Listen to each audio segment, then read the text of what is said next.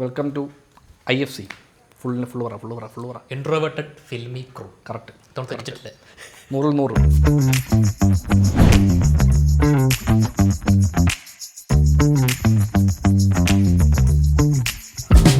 ഇന്നത്തെ രണ്ടാമത്തെ പടം, The second movie of today. Vaazha. Biopic of a billion boys. ബില്യനാണോ മില്യനാണോ? Billion boys. Billions of boys അല്ലേ? അതെ. എങ്ങനെ ഉണ്ടായിരുന്നു? ആക്ച്വലി ഭയങ്കര റിലേറ്റബിൾ ആയിരുന്നു. തിയേറ്ററിൽ ഭയങ്കരമായിട്ട് എൻജോയ് ചെയ്യാൻ പറ്റില്ല. നിങ്ങള് ഈ നോർമൽ കിടത്തിപ്പെടുന്ന ആളല്ലാത്തോണ്ടാ ഈ പടം. എനിക്ക് തോന്നുന്നു ഒരു മെജോറിറ്റി ഓഫ് യങ്സ്റ്റേഴ്സിനും ആണുങ്ങൾക്കും റിലേറ്റ് ആവുന്ന ടൈപ്പ് ഒരു പടമാണ്. അത് വീട്ടിൽ എനിക്ക് തോന്നുന്നു എല്ലാവരും ഈ പറഞ്ഞ പോലെ ഒരു വാഴ വെച്ചാൽ മതിയായിരുന്നു എന്ന് പറയുന്ന ആ ഒരു ലൈനിലാണ്. ഇല്ലേ അങ്ങനെ പറഞ്ഞിട്ടുണ്ടാവും. ഇല്ലേ അങ്ങനെ പറഞ്ഞിട്ടുണ്ടാവും വീട്ടുകാർ. ഇവനെ ഉണ്ടാക്കിയ സമയത്ത് ഒരു വാഴ വെച്ചാൽ മതിയായിരുന്നു. ആ സിനിമയിൽ ആ സീൻ അത് വെച്ചിരിക്കുന്നത് ഭയങ്കര രസമാണ്. വാഴ എന്ന എലമെന്റ് ത്രൂ ഔട്ട് പടത്തിൽ ഭയങ്കര രസകരമാണ്. ഭയങ്കര രസമാണ്. അതിനൊരു ഭയങ്കര എലമെന്റ് ആയിട്ട് യൂസ് അതെ. സിനിമ ഫൺ പടമാണ്. സെക്കൻഡ് ഹാഫിലേക്ക് എത്തുമ്പോൾ കുറച്ച് ഇമോഷണൽ ആവും. കുഴപ്പമില്ല. പക്ഷെ അത് ഭയങ്കര ഫസ്റ്റ് ഹാഫ് ഭയങ്കര രസമായിരുന്നു. ശരിക്കും തിയേറ്ററിൽ നല്ല ഓളമായിരുന്നു. പഴയ കുറേ സിനിമകളിൽ പഞ്ചാബി അതെ, പഴയ മലയാള സിനിമകളുടെ ഒരു ഫ്ലേവർ ഉണ്ടല്ലോ. അതായത് ഫസ്റ്റ് ഹാഫ് ത്രൂ ഔട്ട് നല്ല കോമഡി വന്നിട്ട് സെക്കൻഡ് ഹാഫിലേക്ക് എത്തുമ്പോൾ കുറച്ച് സീരിയസ് ആവും. അങ്ങനെ പോയി പടം എൻഡ് ആവുമ്പോഴും വീണ്ടും ആ ഒരു ഹ്യൂമർ ലൈനിൽ എൻഡ് ആവുന്ന പോലെ. പക്ഷേ സീരിയസ് ആകുമ്പോൾ നിങ്ങൾ അങ്ങനെ ഒരുപാട് ഭയങ്കര ആ പടത്തിന് ചേരുന്നൊരു എമോഷണൽ ഫാക്ടർ ഉണ്ട്. ഭയങ്കര രസമുള്ള പടം, രസിച്ചിങ്ങനെ കണ്ടിരിക്കാം. പിന്നെ അഭിനയിച്ചവർ പറയുകയാണെങ്കിൽ എല്ലാവരും ആഷിറിനെ കാണിച്ചപ്പോൾ തിയേറ്ററിൽ എന്ത് ബഹളമായിരുന്നു. ആഷിർ ശരിക്കും ഇനി ഒരുപാട് സിനിമയിൽ ചാൻസ് കിട്ടുന്നു വന്നു. പുള്ളിയെ കണ്ടു കഴിഞ്ഞപ്പോഴത്തേക്ക് എനിക്ക് ആഷിറിന്റെ സീക്വൻസ് കുറച്ച് കൂടുതൽ വേണം. അതെ, നമ്മൾ യൂട്യൂബിൽ പുള്ളിയുടെ വർക്ക് കണ്ടുള്ളതുകൊണ്ട് തന്നെ പുള്ളിയെ കാണുമ്പോൾ തന്നെ നമുക്ക് ചിരി വരും. അത് വളരെ നന്നായിട്ട് യൂസ് ചെയ്തിട്ടുണ്ട്. നമ്മള് ചിലപ്പം ചിലർ റീലിലൊക്കെ കണ്ടിട്ട് അവരെ സിനിമയിൽ എടുക്കുമ്പോഴത്തേക്കും അവരുടെ ഫ്ലേവർ അല്ലായിരിക്കും സിനിമ. ഇത് കറക്റ്റ് പുള്ളി എന്താണ് ആഷിർ തന്നെ. ആഷിറിന് അങ്ങനെ തന്നെ പേരും ആ ക്യാരക്ടറിന്റെ പേര് ആഷിർ തന്നെ. ആഷിറും ആ ടീം ഫുൾ ഉണ്ട്. അത് തന്നെ അവരെല്ലാവരും ഉണ്ട്. ബാക്കി അഭിനയിച്ച ജോമോൻ ആയാലും എല്ലാവരും സിജു സണ്ണി, അമിത് മോഹൻ രാജേശ്വരി. അതെ നമുക്ക് ഓർമ്മയുണ്ട്, നമ്മൾ ഒരിക്കലും മീറ്റ് ചെയ്തിട്ടുണ്ട് അമിത് മോഹൻ. അതെ അന്ന് ജോമോനെ മീറ്റ് ചെയ്ത സമയത്തുണ്ടായിരുന്നു അമിത് മോഹൻ. പുള്ളി അമിത് മോഹൻ കുറച്ച് ഇമോഷണൽ ആയിട്ടുള്ള ഒരു ക്യാരക്ടർ, കുറച്ച് മറ്റുള്ളവരെക്കാൾ കുറച്ച് ഹ്യൂമർ കുറച്ച് താഴെ നിന്ന് കുറച്ചുകൂടി ഇമോഷണൽ ആയിട്ടുള്ള ആ ക്യാരക്ടറിലാണ് കുറച്ച് കൂടുതൽ.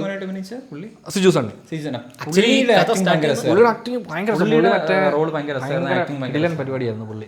ഇതിനിടയ്ക്ക് ഒരു 3 മെയിൻ ഒരു ലീഡ് വരുന്നുണ്ട്. അവർക്ക് ഒരുപാട് സ്ക്രീൻ സ്പേസ് ഇല്ലെങ്കിൽ അവരുള്ളത് പുതുമയുള്ളൊരു. അതെ അവരുടെ ക്യാരക്ടറൊക്കെ കുറച്ച് നല്ലതായിരുന്നു. പക്ഷെ അതെ അവർക്ക് ഒരുപാട് സമയമില്ലെങ്കിലും ഉള്ള സമയത്ത് വൃത്തിയായിട്ട് എല്ലാവരും ചെയ്തിട്ട് പോയിട്ടുണ്ട്. പിന്നെ ഒരുപാട് ക്രിയേറ്റീവ് ആയിട്ടുള്ള കുറേ ഓരോ സാധനങ്ങൾ നമ്മൾ, അതായത് പടം ബേസിക്കലി ഒരു ടെംപ്ലേറ്റ് പടമാണ് വേണമെങ്കിൽ ഇങ്ങനെ പറയാം. നമുക്കറിയാം ഇത് ഇങ്ങനെയൊക്കെ പോകുന്നു. പക്ഷെ എന്നാലും അതിനകത്ത് ഒരുപാട് രസം. മറ്റേ എക്സാം കഴിഞ്ഞു എക്സാം ഓവർ എന്നൊക്കെ എഴുതി കാണിച്ചു. പിന്നെ ഇവര് ചില സാധനം പൊട്ടി എന്നുള്ള പാട്ടൊക്കെ ഇല്ലേ. അതെ മ്യൂസിക്, പടത്തിന്റെ മ്യൂസിക് ഭയങ്കര രസമായിട്ട് ചെയ്തിട്ടുള്ള അങ്കിത് മേനോന്റെ മ്യൂസിക് ഭയങ്കര എഫക്റ്റീവ് ആണ്. നല്ല രീതിയിൽ യൂസ് ചെയ്തിട്ടുണ്ട്. അതെ പടത്തിന്റെ ഫ്ലോ ശരിക്കും മ്യൂസിക് ഭയങ്കരമായിട്ട് ഹെൽപ്പ് ചെയ്തിട്ടുണ്ട് ഫ്ലോയ്ക്ക്. അവിടെ ഒരു മ്യൂസിക് വരുന്നത് അത് ഭയങ്കര രസമാണ്, ഭയങ്കര എഫക്റ്റീവ് ആണ്. അതെ അല്ല ആ മ്യൂസിക് ബാക്ക്ഗ്രൗണ്ട് സ്കോർ ശരിക്കും അതെ ആ പാട്ടിന്റെ ബാക്കിംഗ് ആണ്. പക്ഷെ അത് നമുക്ക് കേൾക്കുമ്പോൾ ഭയങ്കര ഒരു ഫീൽ തോന്നുന്ന ഒരു പാട്ടാണ്. അത് കൊള്ളാം. അതായത് സിനിമയിൽ അഭിനയിച്ച് എനിക്ക് തോന്നുന്നു ഇവര് സ്ക്രീനിൽ വന്നുപോയ എല്ലാവർക്കും എന്തെങ്കിലും ചെയ്യാനുണ്ട് പടത്തിൽ. ഇമോഷണൽ ആകുമ്പോൾ ഒരുപാട് ഹെവി ആവാതെ കുറച്ച് ലൈറ്റ് ആയിട്ട് തന്നെ അതിലൊരു എഫക്റ്റീവ് ആയിട്ട് അത് ചെയ്തേക്കുന്നത്. ആ ഒരു സീനുണ്ട്, കോട്ടനസീർ അമിത് മോഹൻ എല്ലാം കൂടെ ഉള്ള ഒരു സീനുണ്ടല്ലോ, ഒരു സിംഗിൾ ടേക്ക് ഷോട്ട് ഉണ്ട്, കണ്ടുണ്ടോ? ഇവരെല്ലാരും കൂടെ ആ വീടിനകത്ത് വെച്ചൊരു സീനുണ്ടല്ലോ സെക്കൻഡ് ഹാഫിൽ. അത് നല്ല രസമാണ്. അത് ഞാൻ കണ്ടപ്പോൾ ശരിക്കും അവിടെ പുള്ളി റിയാക്ട് ചെയ്യുന്നൊരു രീതിയുണ്ട്. അമിത് മോഹൻ റിയാക്ട് ചെയ്യുന്നൊരു സാധനമുണ്ട്. അത് ശരിക്കും ഞാൻ കണ്ടപ്പോൾ നമുക്ക് എല്ലാവർക്കും ഒരു പോയിന്റിൽ നമ്മുടെ കൺട്രോൾ പോയി കഴിഞ്ഞാൽ നമ്മൾ റിയാക്ട് ചെയ്യുന്ന എങ്ങനെയായിരിക്കും. അതെ നമുക്ക് ചെയ്യാൻ പറ്റത്തില്ല. അതായത് നമ്മുടെ അച്ഛൻ്റെ മുമ്പിലാണ് അത് ഇത് ചെയ്യുന്നത്. അപ്പോൾ ആ ദേഷ്യം കാണിക്കുന്നത്. അപ്പോൾ അത് നമുക്ക് ഒരു ഇതുണ്ട്, എപ്പോഴും നമുക്ക് ഒരു ലിമിറ്റ് ഉണ്ട്. ആ ലിമിറ്റ് അപ്പുറത്തേക്ക് ചെയ്യണം. അത് ക്രോസ് ചെയ്തു പിന്നെ തിരിച്ചു വരും. അതാണോ അത് ആ സീൻ കണ്ടപ്പോൾ ഞാൻ ശരിക്കും അത് ഭയങ്കര അത് എത്ര ടേക്കാന്ന്. അതെ, അത് ഒറ്റ സിംഗിൾ ടേക്കിലാണ് ആ ഷോട്ട് വൈലായിരുന്നു. അവൻ എത്ര ടേക്ക് എടുത്തിട്ടുണ്ടോ അതിൽ ആ സീനിൽ പെർഫോം ചെയ്ത് എല്ലാവരും ഭയങ്കര രസമായിരുന്നു. അമ്മയുടെ സ്ക്രീനോ അവരെല്ലാവരും നല്ല രസമായിട്ട്. കോട്ടയം നസീർ ശരിക്കും ഒരുപാട് നാളായിട്ട് പുള്ളി ഇങ്ങനെ എനിക്കൊന്ന് ഈ അടുത്ത നല്ല അതാ പുള്ളി ഈ അടുത്ത കുറച്ച് കാലമായിട്ടല്ലേ ഇങ്ങനെ കുറച്ച് നല്ല റോളുകൾ പുള്ളി കിട്ടുന്നത്. നല്ല റോൾ ഇൻ ദ സെൻസ് പുള്ളി ഇങ്ങനെ കുറച്ചുകൂടെ പെർഫോം ചെയ്യുന്ന ലെവല്. അതെ നോബിയൊക്കെ ചെയ്തിട്ടുണ്ട്. പിന്നെ അസീസ് ഇപ്പോൾ ഓൾറെഡി തെളിയിച്ചു. പക്ഷേ ഇപ്പോൾ ഓൾറെഡി എല്ലാ പടത്തിലും പുള്ളിക്കാരനെ വന്ന് നിന്ന് കഴിഞ്ഞാൽ തന്നെ അറിയാം. ആ ഒരു കോമ്പിനേഷൻ ഉണ്ടല്ലോ പിന്നെ ഒരു വിചിത്ര സാധനം എന്ന് പറഞ്ഞാൽ ഈ ഇന്റർവെല്ലിൽ കൊണ്ട് നിർത്തിയിട്ട് സെക്കൻഡ് ഹാഫ് സ്റ്റാർട്ട് ചെയ്യുമ്പോൾ വീണ്ടും അതാ സീൻ കണ്ടിന്യൂ ചെയ്യാനുള്ള ഇതല്ലേ. കാരണം അവിടുന്ന് ഇല്ല ആ പോയിന്റിൽ നിന്ന് തന്നെ ഈ പടം കണ്ടിന്യൂ ചെയ്യണമല്ലോ. അത് നമ്മളിത് ഒറ്റ സിനിമയായിട്ട് കാണുന്ന പോലെ. അതായത് ഇന്റർവെൽ ഇല്ല എങ്കിൽ ഒറ്റ സിനിമയായിട്ട് എങ്ങനെ ആയിരിക്കും എന്നുള്ളത് പോയിന്റ് ആയിട്ടില്ല. ഇല്ല ഞാൻ വിചാരിച്ചാൽ അറിയാം ശരിക്കും ആ ഇന്റർവെൽ പോയിന്റ് കഴിഞ്ഞിട്ട്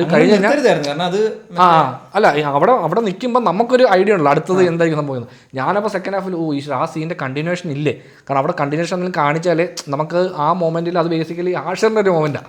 അപ്പോൾ അത് നമ്മൾ ആഗ്രഹിക്കുക പുള്ളി വന്നു കഴിഞ്ഞാൽ എന്തെങ്കിലും സംഭവം നടക്കും. ആ സെക്കൻഡ് ഹാഫിൽ അവരുടെ ആ പോലീസ് സ്റ്റേഷനിലെ സീൻ ഉണ്ടല്ലോ, അത് കിട്ടില്ല സാധനമായിരുന്നു. അത് ശരിക്കും കുറേ ചിരിച്ച്. അതിൽ പുള്ളിയുടെ ഡയലോഗ് ഡെലിവറിയും എല്ലാവരും ഭയങ്കര രസമാണ്. പിന്നെ ഒരു ക്യാമിയോ ഉണ്ട്, പടം കാണുമ്പോൾ മനസ്സിലാവും. ആ സീനാണ് പടത്തിന്റെ ഒരു ടേണിംഗ് പോയിന്റ്. ആ സീൻ രസമായിട്ട് തന്നെ കുറച്ച് എല്ലാവരും ഭയങ്കര രസമാണ്.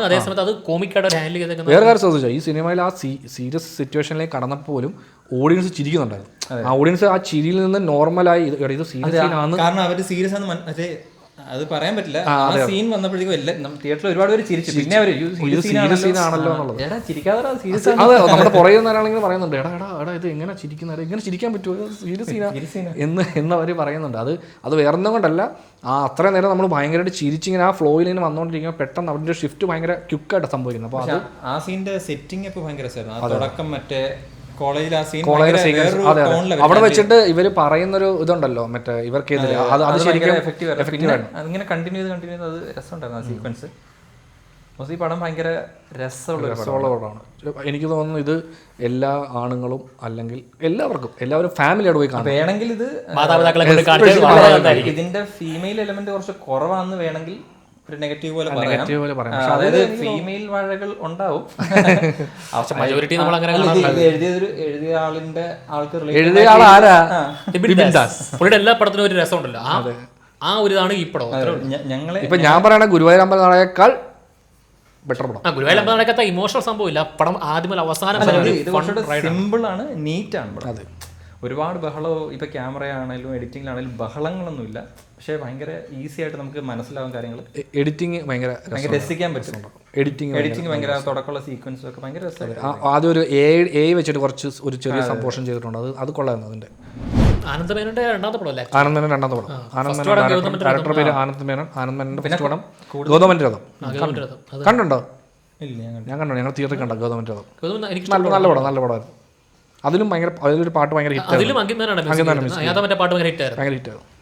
പിന്നെ പടത്തിൽ കൂടുതലും സീരിയസ് ആകുമ്പോൾ പോകുന്നത് അച്ഛൻ മകൻ റിലേഷനാണ് കൂടുതൽ. സാധാരണ നമ്മൾ അമ്മ മകനാണ്, അച്ഛൻ മകളിലാണ് കേട്ടിട്ടുള്ളത്. ഇത് അച്ഛൻ മകൻ റിലേഷൻ, അതിനെയാണ് കൂടുതൽ അവർ ഫോക്കസ് ചെയ്തേക്കുന്നത്. അത് എഫക്റ്റീവാണ് ഭയങ്കര. സെക്കൻഡ് ഹാഫിൽ അത് ഒരു വലിയ ഒരു സീക്വൻസ് ഉണ്ട്. അത് ഭയങ്കര എഫക്റ്റീവായിട്ട് അത് ഹാൻഡിൽ ചെയ്തിട്ടുണ്ട്. അത് നമ്മളത് കണ്ടുവരുമ്പോഴത്തേക്ക് അതിലേക്ക് നമ്മൾ എത്തുമ്പോൾ നമുക്കത് ഫീൽ ആവും. സാധാരണ അത് വരുമ്പോൾ ഇത് മടുപ്പ്, കോമഡിയിലേക്ക് പോട്ടെ നമ്മൾ ആഗ്രഹിക്കും. പക്ഷെ ഇങ്ങനെയല്ല, ഇത് ആക്ച്വലി അത് അങ്ങനെ സ്കിപ്പ് ചെയ്ത് പോകണമെന്ന് ആഗ്രഹിക്കത്തില്ല. അതെല്ലാം കണ്ടുപോകാനുള്ള ഒരു നമുക്ക് ഇൻട്രസ്റ്റ് അങ്ങനെ നല്ല ഫ്ലോ ആണ് പടത്തിന്. ആക്ച്വലി മൊത്തത്തിൽ ധൈര്യമായിട്ട് തിയേറ്ററിൽ കയറി എൻജോയ് ചെയ്ത് കാണാവുന്ന ഫ്രണ്ട്സൊക്കെ ആയിട്ട് പോയാലും ഫാമിലി ആയിട്ട് പോയാലും ബ്ലാസ്റ്റ് ആണ്. പിന്നെ ഇപ്പോൾ OTT കാണാമെന്ന് വിചാരിച്ചിട്ട് കാര്യമില്ല. കാരണം ചിലപ്പം തിയേറ്ററിൽ കിട്ടുന്ന അതേ എഫക്റ്റ് ചിലപ്പം ഒരു ക്രൗഡഡ് ഇതിൽ കാണുന്നതും അതുപോലെ നമ്മൾ മൊബൈലിൽ കാണുന്നതിന്റെ ഡിഫറൻസ് ഭയങ്കരമാണ്. പടം കണ്ടാമതി എന്നുള്ള ലൈൻ അല്ലാതെ നമുക്ക് കുറച്ച് നേരം രസിക്കണമെന്നുണ്ടെങ്കിൽ നിങ്ങൾ തിയേറ്ററിൽ കാണുമ്പോൾ കുറച്ചുകൂടെ നിങ്ങളും ആസ്വദിക്കും. അതാണ് അതിന്റെ കൂടെ ഇരിക്കുന്നവർ ചിരിച്ചാൽ നമ്മൾ ചിരിച്ചു പോകും. അത്രേ അതിന്റെ ഉള്ളൂ. അതിനപ്പുറത്തേക്ക് ബലം പിടിക്കാനൊന്നും പറ്റില്ല. സൈക്കോളജി ആ സൈക്കോളജി നമുക്ക് അതിനപ്പുറം ബലം പിടിക്കാൻ പറ്റത്തില്ല. അത് അങ്ങനെ പോയി കാണേണ്ട ഒരു പടമല്ലത്. അങ്ങനെ ഭയങ്കര ഫ്രീ മൈൻഡ് ആയിട്ട് കണ്ട് വിലയിരുത്താനൊന്നും പോകണ്ട. അപ്പോൾ ആ വാഴ കാണണമെന്ന് ഈ വാഴകൾ അഭ്യർത്ഥിക്കുന്നു. അതെ, ഇതേ വാഴയല്ല, മുതുവാഴ.